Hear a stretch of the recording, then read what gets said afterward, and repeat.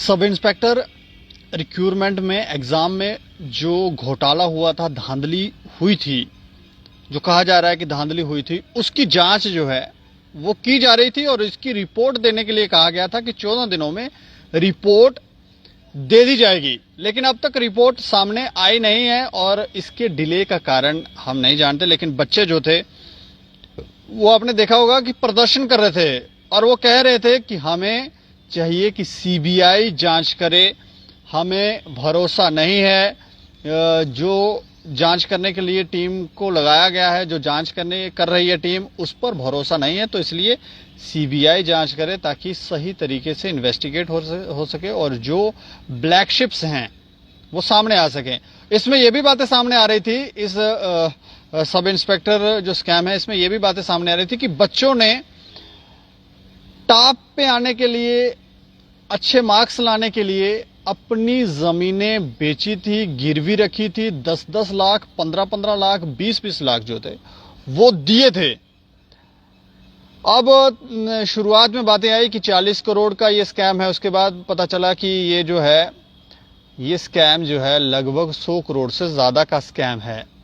बीच में ऐसी भी बातें आई कि शायद ये 200 करोड़ 300 करोड़ का ना हो, क्योंकि काफी ज्यादा पैसे जो हैं वो यहां पर दिए गए हैं और पैसे दिए गए हैं तो फिर वो पैसे जो हैं वो प्रॉपरली इन्वेस्टिगेट होना चाहिए कि आखिर वो पैसे गए। और इसमें अखनूर का नाम आ रहा था और ये भी बात सामने आ रही थी कि कई जो लोग हैं जिन्होंने शायद पैसे लिए हैं, जो जिनको थोड़ा डर है, शंका है, वो अंडरग्राउंड हो गए हैं, गायब हो गए हैं। लेकिन रिपोर्ट जो है वो डिले होने का कारण हमें समझ नहीं आ रहा। इस पर बात करेंगे। बात करने के लिए हमारे साथ सतवीर सिंह हैं जो हमारे साथ बात करने के लिए हैं। इन्होंने सबसे पहले जब ये इशू सामने आया था तो इन्होंने ही रेज किया था, और चाहे फिर वो एज रिलैक्सेशन को लेकर बात हो या फिर उसके बाद ये स्कैम, ये हमेशा फ्रंट फुट पर आकर खेलते रहे हैं और इस बार भी ये खेल रहे हैं। अब किस तरह से खेल रहे हैं ये तो इन्हीं को जानेंगे। 14 दिन के अंदर रिपोर्ट की बात हुई थी, 25 तारीख को रिपोर्ट आ जानी चाहिए थी, आज 26 हो गई, रिपोर्ट आई नहीं है। डिले होने का कोई कारण आपको पता चला अभी तक? सबसे पहले आपका शुक्रिया। और आपने कहा फ्रंट फुट पे खेलते हैं, आपके ही एक इंटरव्यू में मैंने फ्रंट फुट पे खेला था, तो वो मेरे साथ खेला ही हो गया था। शायद आपको याद होगा उसके बाद जो खेला हुआ था। लेकिन चलो वो खैर वो बात अब हो चुकी है। लेकिन यही देखिए ना, अगर आपको सियासत में आने का शौक है, अगर आपको नेता कहलाने का शौक है, तो आपको फिर जनता के लिए बोलने का शौक भी होना चाहिए और निडर तरीके से बोलने का शौक होना चाहिए। और वो उसी को हो सकता आज की डेट में बीजेपी के राज में, जिसके पास यही कोई 100-200 हजार हो या लाख हो, जो करोड़ों में जाता है वो शायद बोल नहीं पाता है, और जो करोड़ों में होता है वो मैं देखता हूं जिसके पास ज्यादा माल है वो बीजेपी में ही जाता है। ये एक वो मिक्सचर बन गया है। लेकिन उस सबको छोड़िए, ये आती है बच्चों की बात। अब एज रिलैक्सेशन ठीक है, हमने बात उठाई, एज रिलैक्सेशन एलजी साहब ने 2 साल की दी, बहुत बहुत शुक्रिया। लेकिन सतवीर सिंह का, सिर्फ सतवीर सिंह ने आवाज उठाई थी, मुद्दा उठाया था, सतवीर सिंह ने लिख के नहीं दिया था। वो भगवान की कृपा रही, उन बच्चों की अच्छी किस्मत रही कि एलजी साहब ने दे दी। कुछ लोग होते हैं जो वाहवाही लूटने की कोशिश करते हैं। मैं सीधे कहना चाहता हूँ, मेरा कोई रोल नहीं था। मेरा काम था आवाज उठाना, उस वक्त भी उठाई, मेरा काम है आज भी आवाज उठाना, आज भी उठा रहा हूं। और बच्चे लगातार 2-4 दिन से मेरे कांटेक्ट में हैं। अखनूर का जिक्र बार बार आ रहा है। अखनूर में मेरी रिश्तेदारी है, मेरे अपने वहां पे काफी जान पहचान के लोग हैं। लेकिन अखनूर को भी जिस तरीके से दिखाया जा रहा है कि अखनूर अखनूर अखनूर, उसी अखनूर में ऐसे मेहनती लोग हैं जो मुझे फोन करते हैं कि हमारा बच्चा रह गया, दिन रात मेहनत करता था, रह गया। और उसी अखनूर में वो एक घर से कहीं से 4 हो गए, कहीं से 5 हो गए। जो मेहनत करने वाला था वो रह गया और जो नहीं मेहनत करने वाला था वो उसके नंबर ज्यादा आ गए हैं। नहीं देखो, मेहनत सबने की होती है, लेकिन कुछ को आप कितना ही कह सकते हैं कि आपको 30 नंबर हैं, आपने तरक्की की। ये नहीं कहता कि दिमाग नहीं चलता, मेहनत की होगी। 30 से आप 60 पे आ गए, 70 पे आ गए, लेकिन आप एकदम 30 से 120, 130 मतलब टॉपर्स में चले गए आप। तो ऐसी कौन सी जड़ी बूटी थी जो बाकी बच्चों ने, इवन तो कि मेरा रिलेटिव है, पिछले 2-3 साल से लगा हुआ है। जब भी कॉल करता हूं, हेलो कहां पे है, आहिस्ता बोल लाइब्रेरी में हूँ, और उस लाइब्रेरी से 40-50 लोग निकल गए। अब ये बाकी तो वहां पे हैं जो लिस्ट में है, जो पीट रहे हैं आज, ये भी नहीं कह सकते कि सभी लग गए। देखिए, मेहनत कश के साथ इस कलयुग में धोखा होता है, वो मैंने देख लिया। अब ये गाज गिरी सारी सरकार पे। सरकार ने कहा 14 दिन का हमें वक्त दीजिए। ये भी हम लोगों ने रोष प्रदर्शन किया और बड़े लोकतांत्रिक तरीके से किया, और आगे भी सरकार अगर गलत करेगी बच्चों के साथ तो लोकतांत्रिक तरीके से ही करेंगे, क्योंकि बीजेपी चाहती है कुछ उल्टा सीधा करे तो हम इनको एक्सपोज करें, कुछ उल्टा सीधा इनको लड़ाई लगवा दें। जो कोशिशें अब की जा रही हैं कि सबूत तो आ गए, बच्चों ने तो सीबीआई में बच्चों को सैल्यूट करना चाहता हूं। सीबीआई के जितना काम तो उन्होंने खुद कर दिया, पुलिस का काम उन्होंने खुद कर दिया। किसने हेल्प की? किसी ने हेल्प नहीं की। Bank details, phone number, phone call, सब कुछ निकाला जो उनका काम नहीं था। लेकिन जिन्होंने 14 दिन में रिपोर्ट पेश करनी, तो उन्होंने क्या रिपोर्ट पेश की? कोई आपको प्रेस कॉन्फ्रेंस की, कोई ब्रीफ किया उन्होंने कि हमने क्या निकाला? अंदर खाने में तो बात है गपला हुआ है, अब अंदर खाने में यही बात है, अब इस गपले को छुपाया कैसे जाए? कुछ लोग सामने आए। नहीं, वो कह रहे हैं कि बहुत ज़्यादा डेटा है जिसको चेक करना है, वेरीफाई करना है, इसलिए समय लग रहा है। तो 14 दिन काफ़ी नहीं है, थोड़ा सा और समय, तो ये आपको सही लग रहा था? देखिए, ये जो कमेटी बनी है, जब माता वैष्णो देवी यात्रा में हादसा हुआ था, कुछ भक्तजन मारे गए थे भगदड़ में, कितना बड़ा, कितना दर्दनाक हादसा हुआ था। उसमें भी शायद यही मेरे ख्याल से हेड थे जो इस कमेटी के हेड है। तब भी आया था कि हफ्ते के बाद रिपोर्ट आएगी। आज कितने दिन हो गए? महीने हो गए, हो सकता है साल ना हो गए, महीने तो हो गए। उनको इंसाफ मिला? यहाँ पे सिर्फ तारीख पे तारीख, तारीख पे तारीख, वो सन्नी देओल वाला डायलॉग है, नहीं मिलता है तो इंसाफ। कोर्ट में तो जज साहब को कहेंगे, यहाँ पे एलजी साहब को कहेंगे, नहीं मिलता है तो वो है इंसाफ। बच्चों को ब्रीफ नहीं किया गया, और कुछ कहते हैं चिंता नहीं करनी, चिंता नहीं करनी। मुझे पता था, मेरे पास एमएलसी आया था, क्यों नहीं आज तक उनको बीच में लाया गया? क्यों नहीं उनकी मदद ली गई? क्यों नहीं उनसे पूछताछ हुई? ऐसे आपकी ईडी, सीबीआई तैयार रहती है, अपोजिशन वाला कोई हो। जब आपका बंदा खुद एक्सेप्ट कर चुका है तो उसको क्यों नहीं पूछा कि भाई बताओ किसने किया है? मैंने ये नहीं कहा वो कल्प्रिट है, अगर बंदा कह रहा है मुझे पता है तो पूछा क्यों नहीं? उससे भी जानकारी लेनी चाहिए थी, बताइए कौन कौन सा घपला हुआ है। फिर उसके बाद आती है बात, अब मेरे भाई ही हैं, प्रवक्ता हैं, वो भी किसी पार्टी के जो सरकार में है, इनडायरेक्टली सरकार में है, वो अब कह रहे हैं कि नहीं, इनमें से ये पेपर क्रैश नहीं होना चाहिए, जो कुछ लोग हैं उनको पकड़िए तो बात रफा दफा कीजिए। ये उनका बच्चे जो सुना रहे हैं उनका अब स्टैंड हो गया है। वही कहते थे जेके बैंक के बारे में कि पूरा का पूरा पेपर क्रैश हो जाए। आज कुछ लोगों को पकड़िए, मतलब बलि का बकरा बनाइए, बाकियों को जैसे लिस्ट है चला दीजिए। कहने का मतलब है स्कैम बहुत बड़ा है, स्कैम बहुत ही ज्यादा बड़ा है, जिसको छुपाने के लिए प्रवक्ता, जो उसके सह प्रवक्ता, पार्टियां, लीडर सब एक ही तरीके से इकट्ठे हो गए हैं, किसी ना किसी तरीके से छुपाना है। आज उनको समझ आ रही है फायर सर्विसेज में घोटाला हुआ है। आज उनको लग रहा है कि फा वाले भी कह रहे हैं, जो फाइनेंस अकाउंट्स वाले, वो भी रो रहे हैं। अगर आप मान चुके हो, पहले तो आप मान चुके हो कि वहां फायर सर्विसेज में हुआ है। मैं बच्चों को कहना चाहता हूं, आपके लिए उन्होंने क्या बता दिया है कि फायर सर्विसेज में हुआ है, आप भी इनको पकड़ लीजिए। लेकिन मौका वारदात पे ये मुद्दा है जेके पीएसआई का, सबूत है, सब कुछ है, मैरी ट्रैक, जिसको महाराष्ट्र की सरकार जिसको कहती है कि इसको ब्लैक लिस्टेड किया जाए, वहां के गवर्नर साहब यहाँ कहते हैं कि इसको ब्लैक लिस्टेड किया जाए, ये कंपनी सही नहीं है जिसे आप एग्जाम करवाया है। कितनी जगह ये मतलब बदनामी के कटघरे में आई है, ये ब्लैक लिस्टेड होने वाली ये कंपनी। उसको क्यों दे दिया आपने? इन्फोसिस को दिया था पहले, फिर इसको क्यों दिया लास्ट टाइम पे? इसके साथ क्या रिश्ता था? अगर इसके साथ किसी ने अगर रिश्ता देखना है बीजेपी का, वो सतवीर सिंह मनास मेरे ट्विटर हैंडल पे जाकर ट्वीट देख ले, रिश्ता भी मिल जाएगा।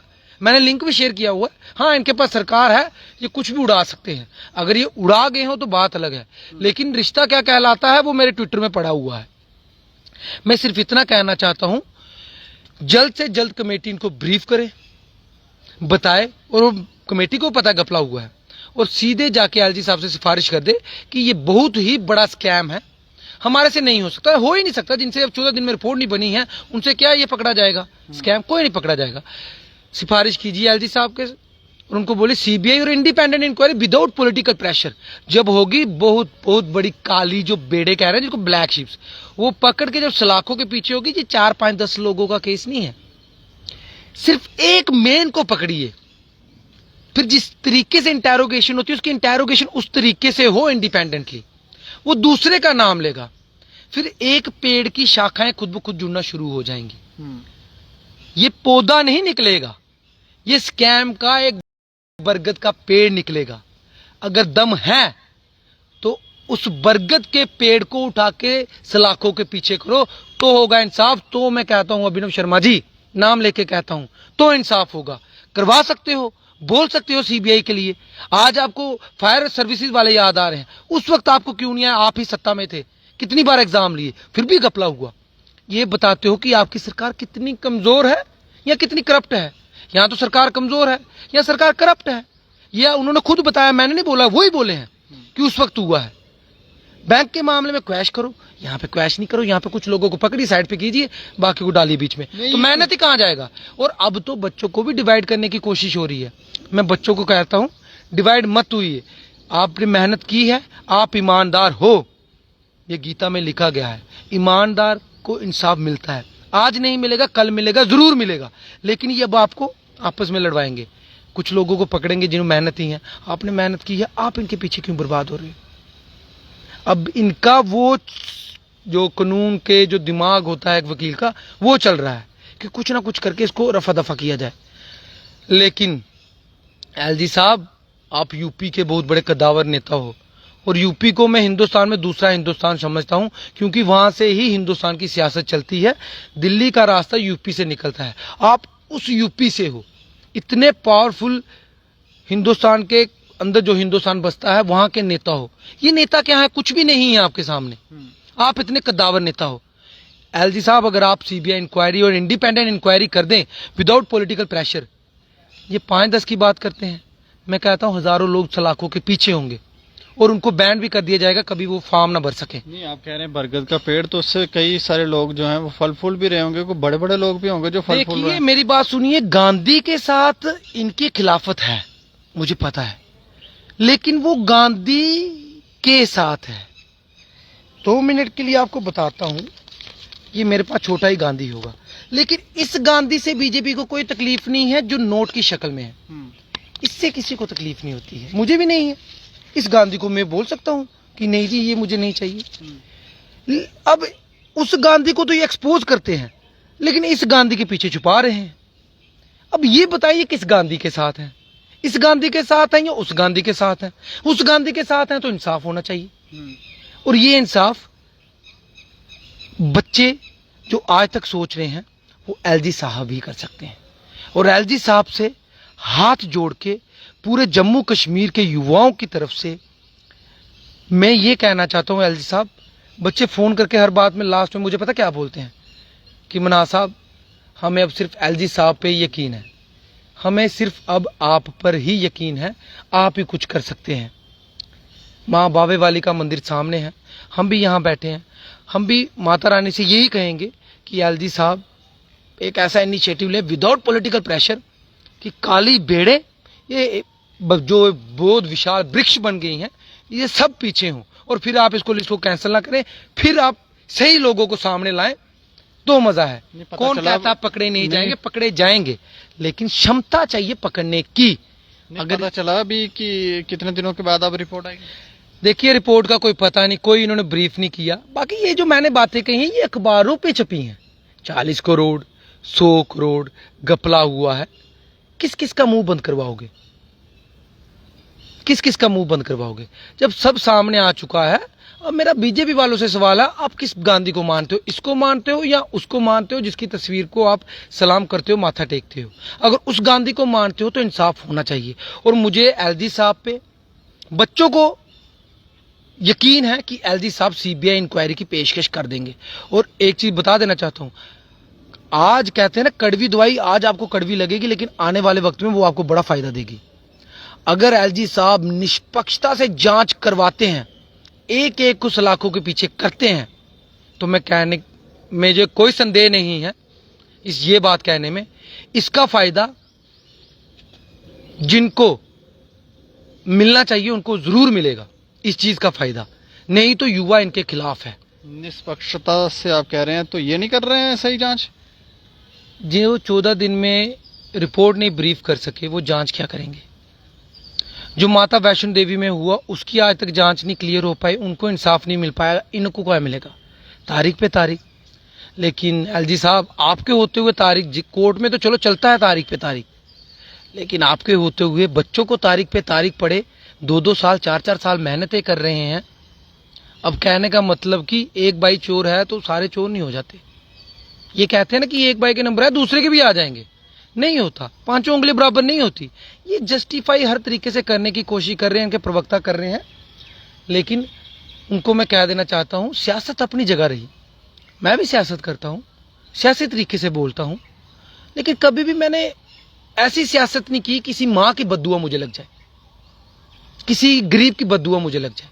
उस सियासत से मैं बचता हूं। और इन प्रवक्ताओं से और जो भी लोग इस मामले को रफा दफा करना चाहते हैं, मैं उनको कहना चाहता हूं निष्पक्षता में आ जाइए, क्योंकि एक बद्दुआ है ना, वो पता नहीं कब किस वक्त आप पे पड़ेगी, उसका कोई रूप नहीं होता, उस लाठी की आवाज नहीं होती। इसलिए अब मैं कहना चाहता हूं, अगर पिछले स्कैम को आपने मान लिया, इसको भी आप मान लीजिए और कह दीजिए दिल पे हाथ रख के माता रानी का नाम लेके कि इसकी सीबीआई इंक्वायरी होनी चाहिए। और ये जो वृक्ष बन चुका है 500,000 लोगों का, ये सब सलाखों के पीछे हो और एक हिस्ट्री में नाम आए। जो अखबारें छाप रही हैं 100 करोड़ का घोटाला, वो छापें कि 1,500 जितने लोग हैं सब सलाखों के पीछे एलजी मनोज सिन्हा के द्वारा की गई कार्रवाई द्वारा, तब नाम होगा कि हाँ ईमानदारी भी कहीं जिंदा है। नहीं तो कागजों में जो ईमानदारी होती है वो तो आपको पता है, और जो वैष्णो देवी में ईमानदारी हुई है वो भी आपको पता है। आज हर एक बच्चा रो रहा है, जिंदगी के कई सालों दे दिए, अब इसको लटका लटका लटका के क्या करना चाहते हो कि ओवर एज हो जाए? और जिन जनाब ने ये कहा है उनके पास एक केस पड़ा हुआ एज रिलैक्सेशन का, कोर्ट में है, वो जो बच्चे कोर्ट में गए थे, अभी तक उनका इंसाफ नहीं हुआ, अभी तक उनका इंसाफ नहीं हुआ। तो मैं ये जो बच्चे को दूसरा ग्रुप बनाने की तैयारी में है उनको कहना चाहता हूँ, उनका इंसाफ नहीं हुआ, पहले एज रिलैक्सेशन वालों को पूछ लीजिएगा। आप नहीं कहीं इनके चक्कर में फंस जाना, क्योंकि वकीलों के चक्करों में हम भी फंसे हैं, तो घुमाते ही रहते हैं, घुमाते ही रहते हैं, पूरा पूरा दिन कोर्ट में गुजारा है। तो हमें पता है कि वकील साहब का क्या सिस्टम है और वकीलों की वकालत क्या होती है और कोर्ट में कैसे चलता है। यूं ही आपस में लड़के अपना काम ना खराब करें, थोड़ा सा धैर्य रखें, इंसाफ होगा। सब एक रहिए, किसी को जरूरत नहीं है, सब एक रहिए, यूनाइट रहिए। सीबीआई इंक्वायरी, हमारा सिर्फ यही कहना है एलजी साहब से, और मुझे लगता है एलजी साहब इस बात को समझेंगे और सीबीआई इंक्वायरी की विदाउट पॉलिटिकल प्रेशर सिफारिश कर देंगे। चलिए, शुक्रिया हमसे बातचीत। बहुत बहुत शुक्रिया आपका, क्योंकि आजकल हर बंदा निष्पक्षता से बोलने वालों को भी पसंद नहीं करता है। ये भी एक बहुत बड़ा कारण है कि निष्पक्ष जो आज़ादी से बोलना चाहे वो जाए तो जाए कहाँ पे। आप हैं जो भी कवर करते हैं, जिन्होंने भी आज तक इस मसले को कवर किया, मैं उस हर एक पत्रकार का बहुत ही मतलब कि उसको नमस्कार करता हूँ। उनको मैं कहना चाहता हूँ आपका बहुत बड़ा योगदान है एज रिलैक्सेशन के मामले में और जेकेपीएसए के बच्चों को हक दिलाने के मामले में। इस 4th पिलर का आपका बहुत बड़ा हाथ है। चलिए, शुक्रिया, थैंक यू। तो 14 दिनों के अंदर रिपोर्ट आनी थी लेकिन नहीं आई है, और अंदर खाते जैसे ये कह रहे हैं कि पता तो यही चला है कि स्कैम हुआ है। अभी और भी डेटा खंगाला जा रहा है और भी कागजों की पड़ताल की जा रही है, और अब कितने दिन पता लगेंगे इस रिपोर्ट को आने में, ये देखने वाली बात होगी। लेकिन बच्चे ये कहते हैं, और सतबीर जी भी उन्हीं के बच्चों के बिहाव पर ये कह रहे हैं कि सीबीआई जांच। हाँ, एक बड़ी अच्छी चीज याद आई, वो कह रहे हैं ना कि 4-5 को पकड़िए। आप जब चाय बनाते हैं, जब दूध को, पत्ती को, सबको मिक्स कर सकते हैं, तो उसके बाद आप क्या दूध को अलग कर सकते हैं? तो फिर ये अभिनव शर्मा जी से पूछिएगा, आप कैसे बाहर निकालोगे? तो ये कह रहे हैं कि सीबीआई जांच होनी चाहिए, और इस पर बच्चे अपनी राय जरूर रखें कि क्या सीबीआई से ही आपको यही लगता है कि सीबीआई अगर जांच करेगी तो सही रिपोर्ट दे पाएगी और जो ब्लैक शिप्स हैं वो सलाखों के पीछे होंगे, या फिर जो जांच कमेटी बनाई गई है उसकी रिपोर्ट पर भी आपको विश्वास है और आप थोड़ा सा धैर्य रख सकते हैं? जरूर अपनी राय रखें और देखते रहें दैनिक सवेरा समाचार। मुझे और मेरे सहयोगी अमित डोगरा को दें इजाजत। नमस्कार।